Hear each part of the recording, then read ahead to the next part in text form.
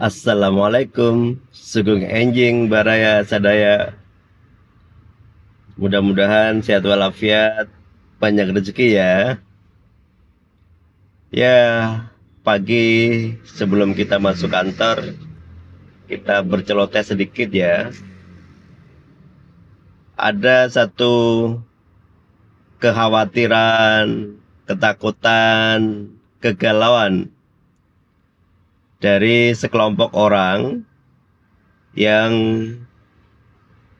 kemarin begitu menggebu-gebu ingin mengatakan bahwa Pak Jokowi telah berbohong kepada seluruh rakyat Indonesia karena menggunakan ijazahnya yang palsu untuk kepentingan politik dalam dia menjabat wali kota, gubernur, dan presiden.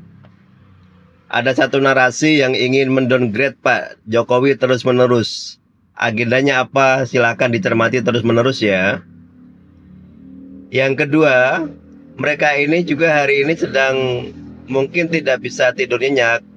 Ada dokter T, ada RS, ada RS. Kenapa nggak bisa tidur? Karena ternyata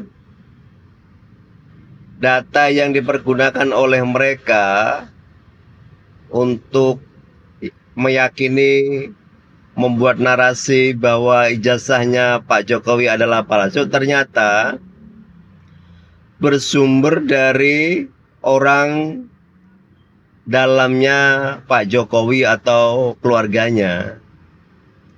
Ada apa ini? Banyak motifnya. Pertama mungkin ingin membuat jebakan Batman buat orang-orang sumbu pendek seperti ini, sehingga dia tidak menggunakan akal sehatnya, tidak menggunakan daya pikirnya untuk memilih dan menganalisis apakah data ini betul akurat atau tidak.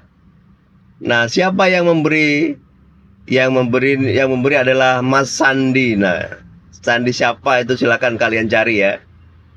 Nah, Mas Sandi ini pertama dia adalah kader inti PSI sampai hari ini.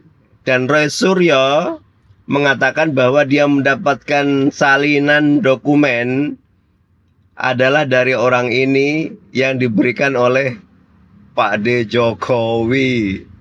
Kononnya sehingga Roy Suryo karena merasa diberikan oleh orang yang terpercaya dari kalangan Pak Jokowi dan Mas Kaisang, dia membabi buta bahwa ini adalah data yang palsu, data yang asli. Nggak mungkin seorang Sandi berbohong misalnya. Nah, ya Allah, ini kan lucu. Kenapa? Betapa dangkalnya Mas Roy Suryo pertama menggunakan data itu sebagai informasi yang A1 akurat, tidak ada yang lain, tapi di satu sisi dia menganalisis motif, tidak menganalisis trik dan intrik dalam politik. Nah, pantaslah kalau hari ini kelompok mereka sedang dakdikduk setelah banyak orang netizen mengamati Roy Suryo masuk jebakan Batman. Kenapa? Karena menganalisis data yang katanya sumbernya A1 ternyata adalah trik. Nah, inilah sahabat semua, meskipun kita berpolitik, kemudian kita membangun kapasitas. Nah, berhati-hati, berintegritas itu penting. Jangan sampai karena hal-hal seperti ini, kenapa juga Roy Suryo CS semangat bahwa ini adalah dalil yang harus dipertahankan mati-matian dan pasti benar.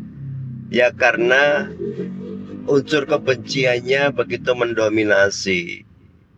Kenapa dominan unsur kebenciannya sehingga dia tidak menggunakan analisis yang kuat dan sekarang baru menyadari ternyata dia masuk jebakan Batman? Ya entah, kita akan sambung lagi. Ada motif apa, ada gerakan apa sehingga orang begitu sistematis seolah-olah ingin mendowngrade apapun yang berbau Jokowi. Kenapa ya? Nanti kita bahas ya, panjang masih. Jadi kita selalu pantengin episode-episode berikutnya.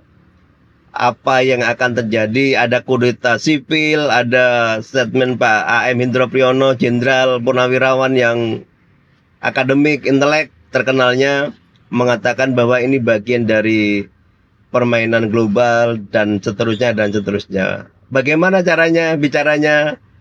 Nantikan di video saya berikutnya ya. Selamat pagi.